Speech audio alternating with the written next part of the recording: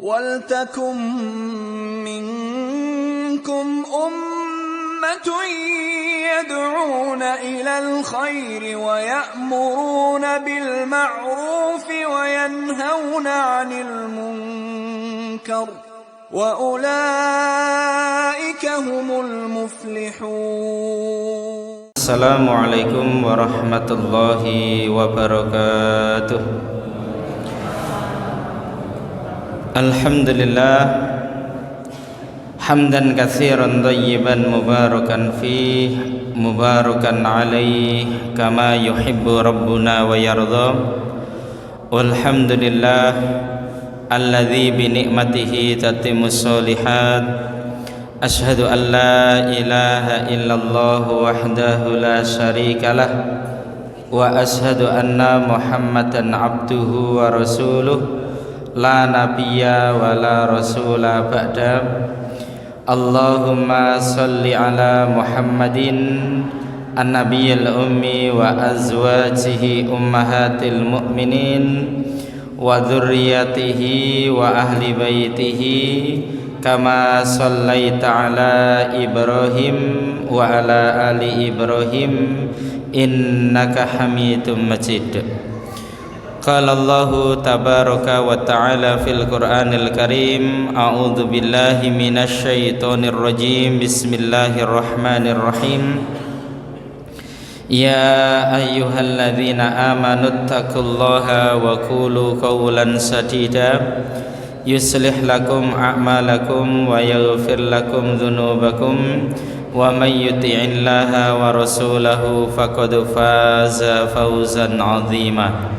Amma ba'd, fa inna asdaqal hadithi kitabullah wa khairal hadyi hadyu Muhammadin sallallahu alaihi wasallam wa syarrul umuri muhdatsatuha wa kullu muhdatsatin bid'ah wa kulla bid'atin dhalalah wa kulla dhalalatin finnar. Bapak Ibu dan saudara-saudara jamaah salat maghrib yang dirahmati Allah, kita bersyukur kepada Allah yang telah menghimpun kita di tempat yang mulia ini untuk melaksanakan salat maghrib di awal waktu dalam keadaan berjamaah di masjid, yang kita lanjutkan dengan thalabul ilmi wa tafaqquh fiddin, yakni menuntut ilmu dan memahami agama seraya menunggu datangnya sholat isya. Sungguh kita berharap dan berdoa kepada Allah ketika kita dihimpun oleh Allah di acara yang baik, di acara yang di dalamnya itu adalah salah satu amal unggulan, yakni thalabul ilmi wa tafaqquh fiddin, sehingga kita bisa saling bertemu satu dengan yang lain dalam bingkai ukhuwah Islamiyah, dalam rajutan iman dan Islam.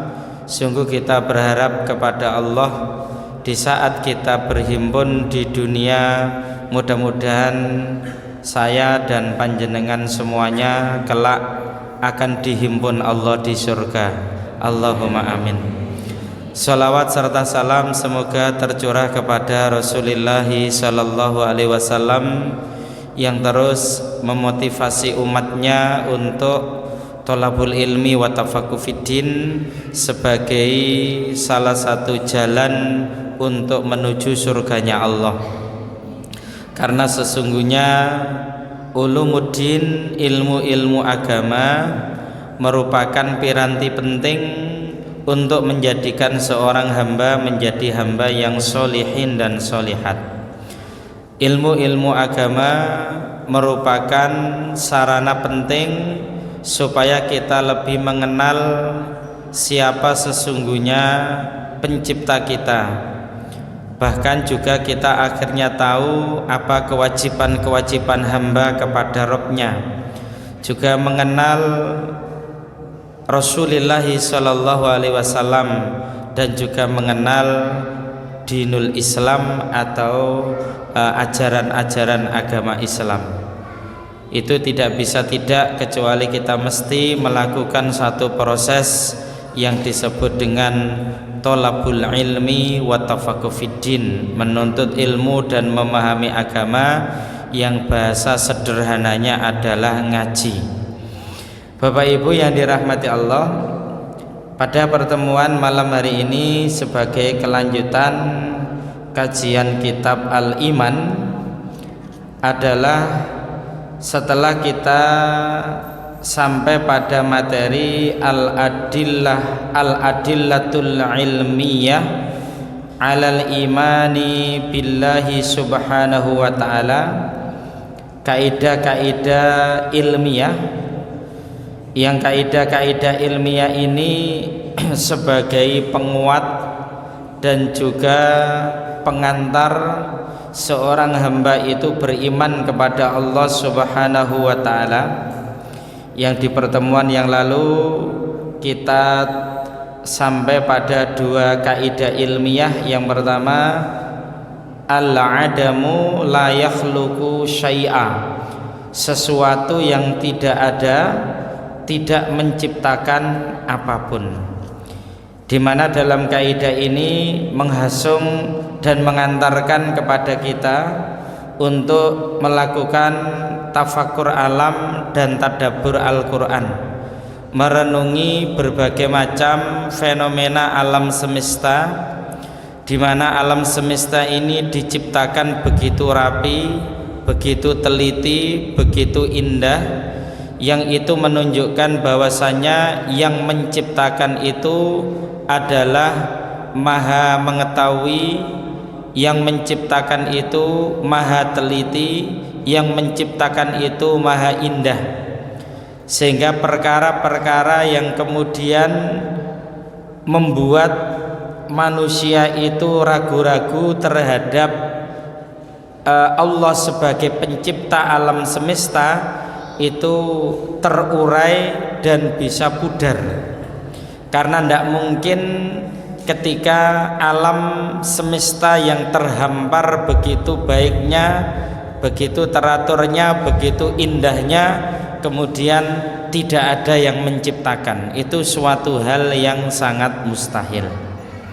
Demikian halnya kaidah kedua, atafakkaru fil masnu'i yadullu ala ba'dhi sifatis shani'. Berpikir tentang suatu hasil karya menunjukkan sebagian sifat yang membuat. Artinya ketika kita telah melihat, merenungi, mentadaburi baik penciptaan yang tentang langit dengan segala isinya, bumi dengan segala isinya, termasuk juga diri kita sendiri ini ya, ini merupakan mahakarya yang luar biasa. Dari siapa? Dari Allah Subhanahu wa ta'ala ya. Karena berpikir tentang suatu hasil karya itu menunjukkan sebagian sifat yang membuat. Jika manusia itu bisa diciptakan dengan sebaik-baiknya bentuk, maka sesungguhnya yang menciptakan manusia itu adalah Zat yang maha sempurna. Untuk itu melalui dua kaidah ini, penulis kitab Al-Iman yakni Syekh Abdul Majid Az-Zindani membawa kita kepada Asmaul Husna ya, Asmaul Husna atau nama-nama Allah yang baik, wasifatuhu al-ulya, dan sifat-sifatnya yang tinggi. Kalau di dalam kitab ini kemudian kita dikenalkan 1, 2, 3, 4, 5, 6, 7 ya, 7 diantara nama dan sifat Allah. Yang nama dan sifat Allah ini kemudian ketika manusia memahaminya, kandungan yang ada di dalam maknanya kemudian mengantarkan manusia kepada keimanan dan keyakinan terhadap Allah Subhanahu wa ta'ala. Sehingga di sini disebut ba'du asma'il husna, sebagian nama-nama yang baik. Untuk yang dipapar di dalam kitab ini, yang pertama adalah Al-Hayyu Ad-Daim, bahwa Allah itu maha hidup lagi kekal. Yang kedua Al-Alim, maha mengetahui. Kemudian yang ketiga Al-Hakim, maha bijaksana. Yang keempat Al-Khabir, maha teliti atau maha ahli. Kemudian Ar-Razzaq, maha pemberi rezeki. Al-Hadi, maha memberi petunjuk. Kemudian Al-Hafidh, maha menjaga, ya, maha menjaga. Bertalian tentang sifat Allah Al-Hayyu Ad-Daim. Al-Hayyu Ad-Daimu, maha hidup lagi kekal. Penulis kitab ini memaparkan tentang masalah makanan yang dikonsumsi oleh manusia, yang juga dikonsumsi oleh hewan, yang juga yang dikonsumsi oleh nabat atau tumbuhan-tumbuhan, di mana segala makanan yang dimakan oleh manusia, yang dikonsumsi oleh hewan, yang juga dimakan oleh tumbuh-tumbuhan, itu adalah suatu unsur dan benda yang mati. Namun ketika masuk kepada sesuatu yang hidup, ya, manusia yang hidup, hewan yang hidup, dan nabat, tumbuhan yang hidup, maka unsur-unsur yang mati itu tiba-tiba kemudian menjadi hidup, ya. Sehingga di sini digambarkan innat ta'ama alladzi na'kuluhu la yasma'u wa la yubsiru wa la yataharraku wa la yanmu wa la yatanaffasu wa la yatazawwaju wa la yanamu.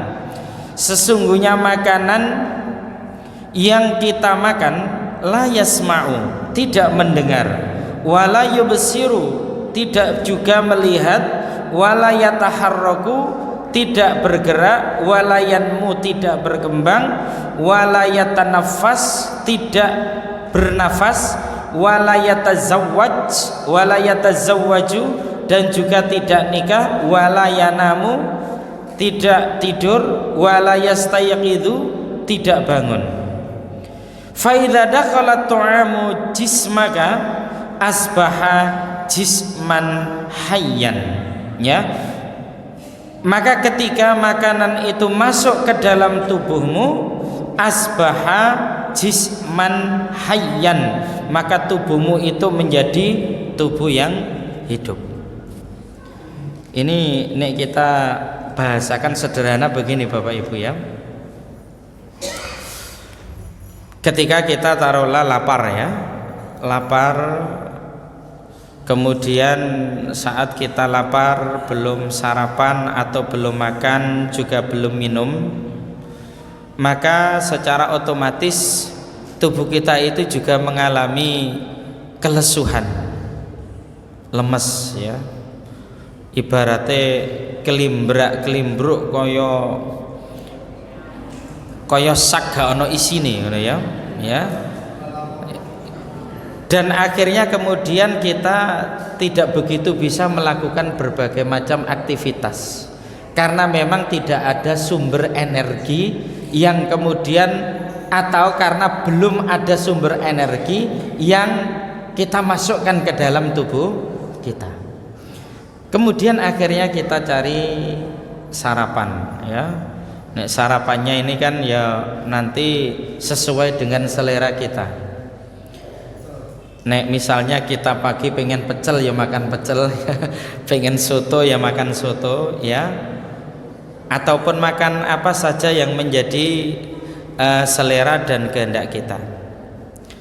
Soto yang kita makan itu karena mati, ya, mati Pak, ya, ndak hidup kan, ya. Kita makan taruhlah soto ayam, ya, jelas ayam yang kita makan itu, ya, yang sudah tersaji itu kan kondisinya hidup atau mati? Mati, ya. Demikian halnya taruhlah kita makan pecel maka sesungguhnya sayur mayur yang kita makan itu adalah sesuatu yang juga sudah mati, apalagi sudah diberi bumbu, sudah dimasak sedemikian rupa. Semua unsur-unsur yang kita makan itu, ya, apapun yang kita makan, yang sudah tersaji, yang sudah dimasak, hakikatnya adalah unsur-unsur yang mati. Namun ketika kita kita masukkan ke dalam tubuh kita, ya, unsur-unsur yang mati itu kemudian tiba-tiba menjadi hidup, ya. Orang yang kemudian makan dengan cara yang sehat, dengan makanan yang sehat, ya, yang awalnya mungkin tubuhnya lemas, dalam beraktivitas itu juga malas, akan tetapi ketika gizi telah masuk ke dalam tubuh itu kemudian kan menjadi beringas dan semangat, ya.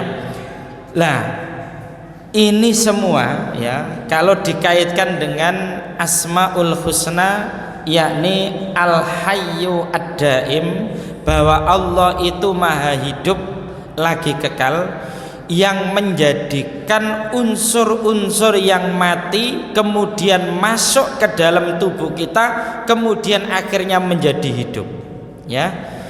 Itu kalau tidak zat yang maha hidup lagi kekal, ya, itu tidak akan bisa menjadikan itu semua.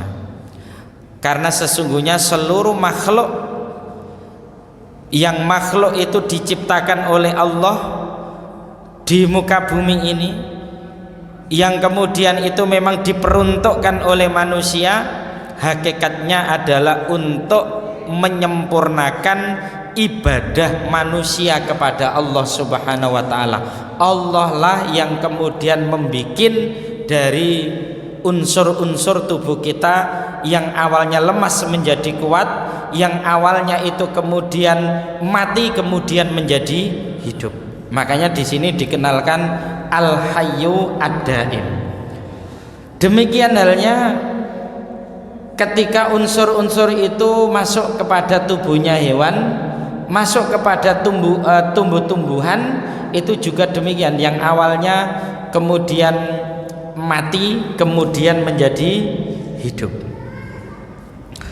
Selanjutnya di sini juga dikuatkan pada dalil Quran surat Al-Hajj ayat 73 dan Quran surat Al-Hajj ayat 74. A'udzubillahi minasyaitonirrajim. Bismillahirrahmanirrahim. Ya ayyuhan nasu duriba mathalun fastami'u lah.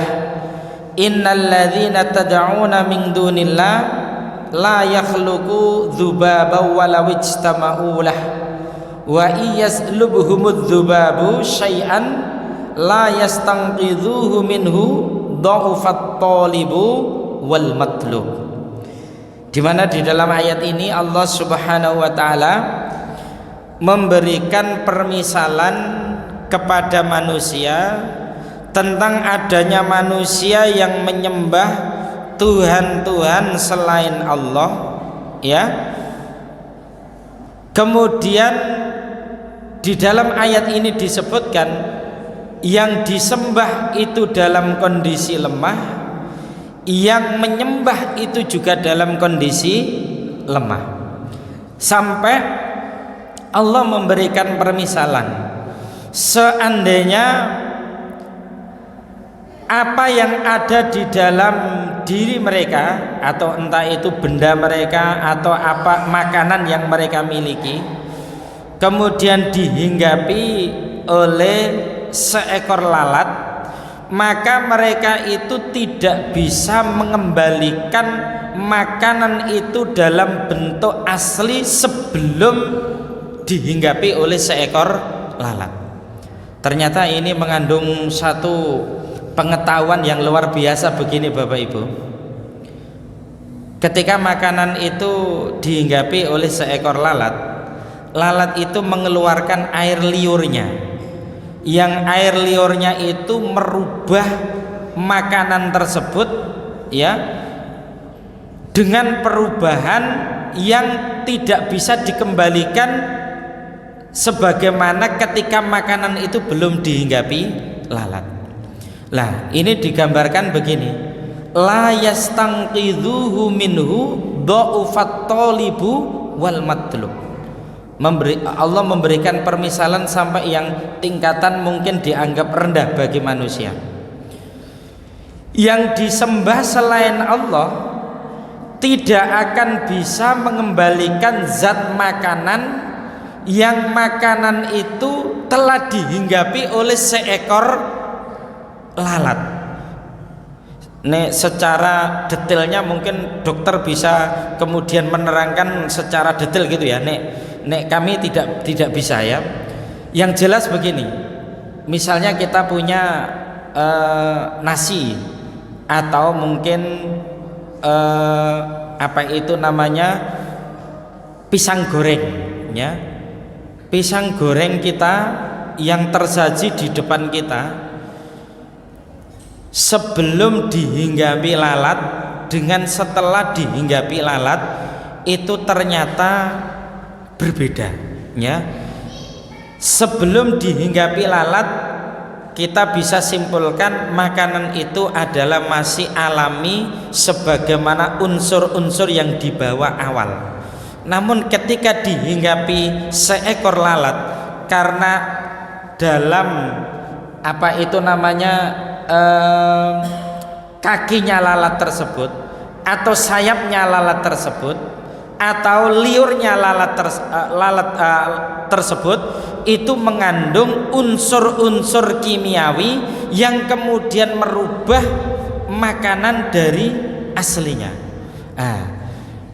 Makanan yang dimiliki oleh seseorang yang kemudian seseorang itu menyembah selain Allah, Tuhan yang mereka sembah itu tidak bisa mengembalikan dalam bentuk awal di saat makanan itu tidak dihinggapi oleh seekor lalat. Makanya di ayat ini disebut dha'ufat talibu wal matlub, amat lemahlah yang menyembah dan amat lemah pula yang disembah, padahal baru menghadapi seekor lalat ya, apalagi apa itu yang lebih besar daripada itu.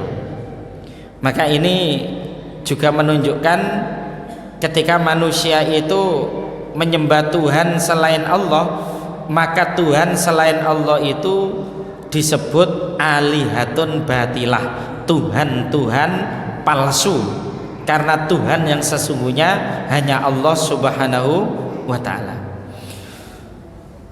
Di ayat 74 Allah Subhanahu wa ta'ala menyebutkan ma qadarullaha haqqa qadrih innallaha laqawiyyun aziz. Mereka tidak mengagungkan Allah dengan sebenar-benarnya, sesungguhnya Allah benar-benar maha kuat lagi maha perkasa. Nah, dari apa itu namanya Asmaul Husna, yakni Al-Hayyu Ad-Daim ya, Al-Hayyu Ad-Daim ini termasuk Asmaul Husna yang juga sering dibaca oleh Rasulullah SAW sebelum beliau itu memulai doa ya, memulai doa. Di antara yang sering beliau sebut adalah ya hayyu ya qayyum bi rahmatika astaghits. Wahai Allah yang maha hidup lagi berdiri sendiri, bi rahmatika astaghits, dengan rahmatmu aku meminta pertolongan. Al hayyu ad-daim ya, ini juga mengingatkan kepada kita bahwasannya Tuhan yang kita sembah yakni Allah Subhanahu wa ta'ala tidak pernah mengalami kematian, terus menerus hidup lagi, terus menerus mengurus makhluknya. Berbeda dengan Tuhan selain Allah, mengalami kepunahan, mengalami kematian, mengalami kehancuran. Maka al-hayyu ad-daim mengantarkan seorang hamba untuk kemudian hanya bersandar kepada Allah Subhanahu wa taala, karena Allah adalah maha hidup lagi kekal. Sedangkan ketika manusia itu menyandarkan hidup kepada sesuatu selain Allah, itu pasti mengalami satu kepunahan dan keberakhiran. Al-hayyu kalau dirujukkan kepada berbagai macam makna bahasa, yakni diurai oleh para pakar bahasa, ini mengandung 6 makna, ya, 6 makna. Al-hayyu juga merujuk pada makna hayatun kamilatun, kehidupan yang sempurna. Al-hayyu juga mengandung makna al-ilmu, ya, al-ilmu. Al-hayyu juga mengandung makna al-izzah, kemuliaan. Juga al-qudrah, kemampuan. Juga al-'azamah, keagungan. Dan juga al-iradah, yakni kehendak. Ini semua 6 makna ini juga terhimpun dalam makna al-hayyu, yakni yang maha hidup, kehidupan yang sempurna, kehidupan yang penuh dengan ilmu, penuh kemuliaan, penuh kemampuan, penuh kehendak. Selanjutnya adalah al-alim, ya, al-alim. Al-alimu ini mengandung makna maha mengetahui. Di sini kita bacakan terlebih dahulu agar kita mengetahui apa yang sesungguhnya diinginkan oleh penulis ini, supaya kita semakin memantapkan keimanan dan keyakinan kita kepada Allah. Idza ta'ammalta fi ajinnatil hayawanat satara annal uyuna tukhlaqu fi arhamil ummahat. Idza ta'ammalta, jika engkau merenungi, fi ajinnatil hayawanat, ya, di dalam janin hewan-hewan, satara, niscaya engkau akan melihat, annal uyuna, bahwasanya mata, tukhlaqu, diciptakan, fi arhamil ummahat, di rahimnya betina-betina, haitsu dzalamu asyadidu, ya, sedangkan ketika mata yang diciptakan oleh Allah di rahimnya binatang-binatang betina tersebut, ya, itu diciptakan dalam keadaan ad-dhalamus syadid, yakni dalam kegelapan yang sangat. Ma'annal uyuna la tara illa fid dawi, sedangkan mata itu tidak bisa melihat kecuali dengan adanya cahaya. Fayashhadu dzalika annalladzi yakhluqul uyun ya'lamu anna tilkal ajnada satakhruju ila alami fi an-nur, ya. Maka hal ini mengantarkan kepada kita bahwasanya yang menciptakan mata itu mengetahui anna tilkal ajnada satakhruju ila alam fi an-nur, ya, bahwasanya mata meskipun diciptakan oleh Allah di dalam kegelapan yang sangat dalam tersebut, kelak akan terpakai, kelak akan digunakan ketika dalam kondisi melihat cahaya. Jadi ini sebuah makrifah yang cukup dalam, ya, tentang nama Allah, yakni Al-Alim, ya, Al-Alim. Betapa tidak kan kita berikan satu pengetahuan begini.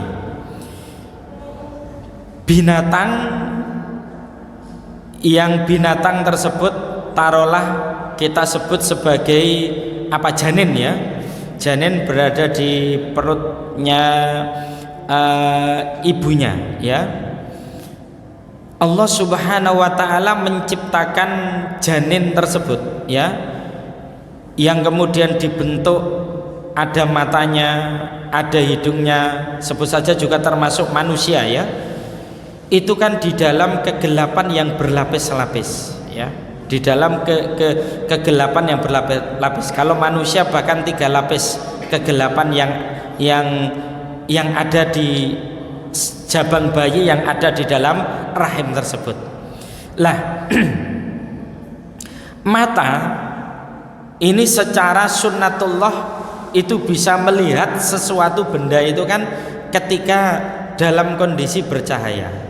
Nah, sedangkan Allah yang maha mengetahui membuat mata yang ada pada bayi, mata yang ada pada janin binatang itu di dalam ruang yang sangat gelap ya, ruang yang sangat gelap. Dan ternyata kalau kita perhatikan, ketika bayi itu keluar dari rahim ibunya, termasuk juga binatang yang itu kemudian terlahir dari ibunya ke dunia ini, kalau kita perhatikan dalam fase perkembangan berikutnya itu ternyata kemudian berfungsi normal, dalam arti kemudian bisa melihat ketika benda itu betul-betul juga tercahayai oleh sesuatu. Lah, itu menunjukkan bahwasanya Allah itu Al-Alim, maha mengetahui. Bahkan kalau kita perhatikan kealiman Allah, dalam arti Allah maha mengetahui ya, yang kemudian di situ dirujukkan kepada salah satu dari Asmaul Husna.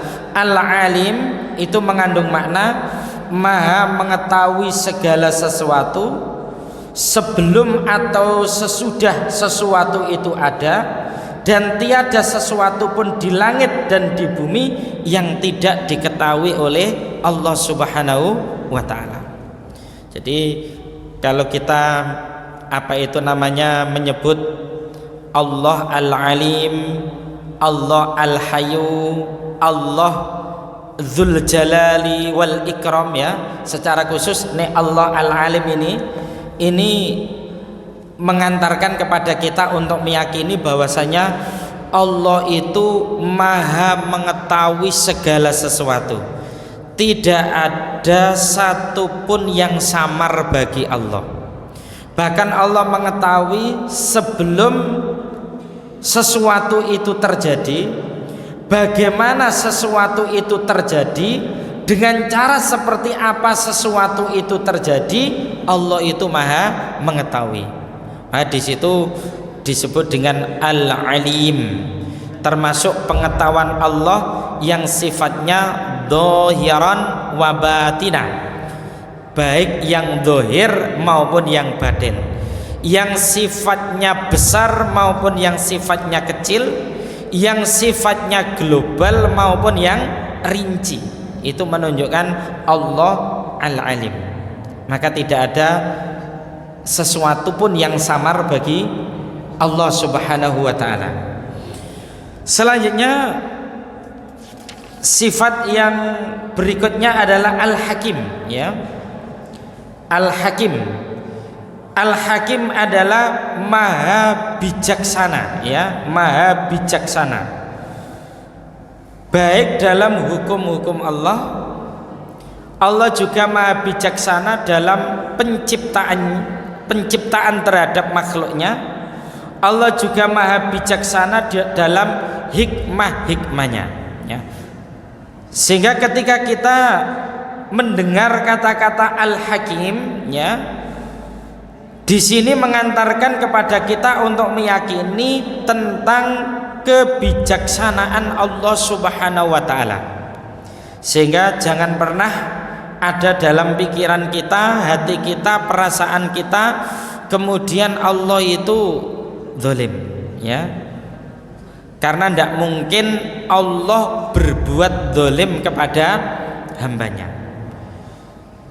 Mungkin yang paling apa itu istilahnya ya, mudah untuk kita cerna ketika kita dihadapkan kepada hukum-hukum Allah, ya, hukum-hukum Allah. Di mana hukum Allah wajib kita yakini yang paling sesuai dengan fitrah manusia, yang juga menunjukkan Allah itu maha bijaksana. Kita ambil contoh misalnya, ketika Allah Subhanahu wa ta'ala menetapkan bahwasannya hukuman bagi seorang yang mencuri sampai nisab itu harus dipotong tangan, ya. Ini hukum Allah. Selintas mungkin kita memandang hukum potong tangan itu kejam, ya, barbar, dan sesuatu yang kurang sesuai dengan perkembangan zaman, ya. Namun hari ini kita saksikan ketika hukum potong tangan itu tidak diperlakukan, ya, hukum potong tangan itu tidak diperlakukan, betapa yang namanya kasus pencurian, kasus korupsi itu grafiknya tidak semakin lama semakin turun, tapi justru semakin lama semakin naik. Meskipun sudah ada KPK, ya, sudah ada KPK, tapi kalau kita lihat kan justru grafiknya semakin naik, ya. Tidak hanya semakin naik, kuantitas dari tindak korupsi itu juga semakin tinggi, ya. Kalau dulu mungkin orang korupsi hanya nilainya ratusan ribu atau jutaan, sekarang malah apa? Triliunan, ya, triliunan. Coba misalnya yang mencuri itu dipotong tangannya misalnya, Pak, ya. Ini kita pakai fikih pengandaian. Yang mencuri dipotong tangannya, itu kan medeni wong, Pak, ya. Kira-kira para koruptor itu tidak akan lagi senyum-senyum di depan kamera sambil melambaikan tangannya. Kenapa? Karena tangannya sudah dipotong. Malu dia, ya, malu. Dia akhirnya kemudian takut untuk mencuri, untuk korupsi. Itu menunjukkan Allah itu Al-Hakim, bahwasanya hukum yang paling tepat itu aslinya hukum Allah. Orang yang zina kalau belum menikah itu kan dicambuk 100 kali dan diasingkan selama 1 tahun. Bagi yang sudah menikah kok zina, naudzubillah min dzalik, hukumnya dirajam, hukumnya dirajam, ya. Hukum itu untuk saat ini kan juga belum bisa diterapkan, ya, belum bisa diterapkan. Tapi kita mesti yakin hukum itulah yang paling tepat dan sesuai dengan fitrah manusia. Coba sekarang kita realita dalam kehidupan. Ketika hukum itu dipensiunkan atau dipetieskan, artinya tidak diperlakukan, betapa yang namanya kasus perzinaan, apalagi suka atas dasar suka sama suka, itu kan akhirnya malah ada satu propaganda biar tidak ada hukuman saja. Kalau suka sama suka, baru kemudian kalau ada semacam kekerasan seksual baru ada hukumannya. Itu pun entah di penjara berapa tahun, setahun, 2 tahun, saya tidak tahu itu hukuman itu, ya. Kira-kira nanti kalau orang itu taruhlah melakukan tindak kekerasan dan kekerasan seksual, kemudian dihukum di penjara, taruhlah 3 tahun, 5 tahun, kira-kira keluar dari penjara malah bukan tambah sadar, bukan tambah sadar, tapi justru menjadi ahli pemerkosa. Kenapa? Karena dia akan berguru kepada yang lebih profesional, lebih ahli, ya. Coba misalnya yang zina, rajam bagi yang sudah menikah, yang belum menikah dicambuk 100 kali. dia akan pikir-pikir. Kita mesti miris loh Bapak Ibu ya. Ada indikasi kuat ya, kekhawatiran para ahli melihat kasus free love dan free sex yang menjadi-jadi di Indonesia. Ini kita khawatir akan ada muncul generasi penyembah kelamin. Bagaimana tidak? Beberapa tahun yang lalu sudah pernah ada survei atau riset ya, di kota-kota besar, Surabaya, Bandung, Jakarta, Medan, pelajar tingkat SMA itu di riset dan disurvei, itu hasilnya mengejutkan Bapak Ibu.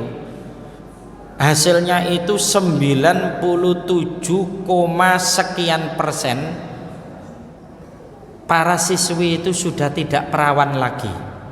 Ya, ini kan miris ya, padahal SMA ya, padahal SMA. Apalagi mahasiswi kalau disurvei nanti ya, naudzubillah min dzalik ya. Itu pun melakukan seksual ya, hubungan suami istri yang mestinya itu tidak boleh dilakukan ya. Pelajar siswi itu ya, itu tidak hanya dengan satu pacarnya.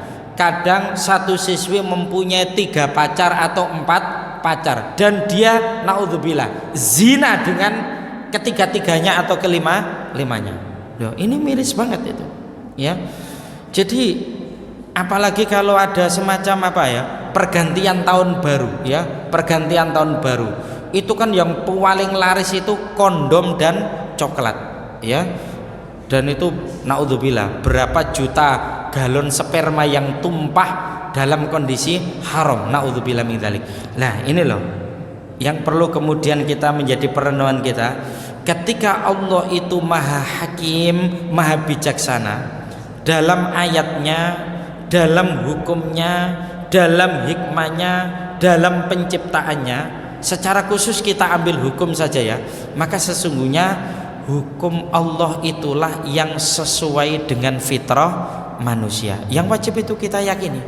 Meskipun kita belum mampu untuk menerapkan, akan tetapi hati yang berisi iman wajib menerima dan meyakini hukum itulah yang paling tepat dan sesuai dengan fitrah manusia, yang itu menunjukkan Allah Al-Hakim, Allah yang Maha Bijaksana. Bapak Ibu yang dirahmati Allah, tentu saja untuk mengulas tentang Asmaul Husna yang 99 semua kemudian kita urai satu persatu butuh waktu khusus ya, butuh waktu khusus. Yang secara ringkas kalau yang dipaparkan di sini ada berapa tadi, 7 atau 8 ya. Itu satu perlu kita pahami maknanya, kemudian perlu kita yakini ya. Yang kemudian dengan pemahaman dan keyakinan itu mudah-mudahan semakin menguatkan dan memantapkan iman kita kepada Allah Subhanahu wa taala. Demikian kajian kita pada kesempatan malam hari ini, mudah-mudahan bermanfaat. Mudah-mudahan Allah Subhanahu wa taala berkenan memberikan kepada kita ilmu yang bermanfaat, sehingga dengan ilmu yang bermanfaat iman kita bertambah, amal kita bertambah, dan juga ibadah kita bertambah, sehingga tambah tahun, tambah umur kita semakin dekat dengan Allah Subhanahu wa taala, yang di situ muncul pribadi yang solihin dan solihat. Allahumma amin. Wallahu alam bisawab. Subhanaka Allahumma wa bihamdika asyhadu an la ilaha illa anta astaghfiruka wa atubu ilaik. Wassalamualaikum warahmatullahi wabarakatuh.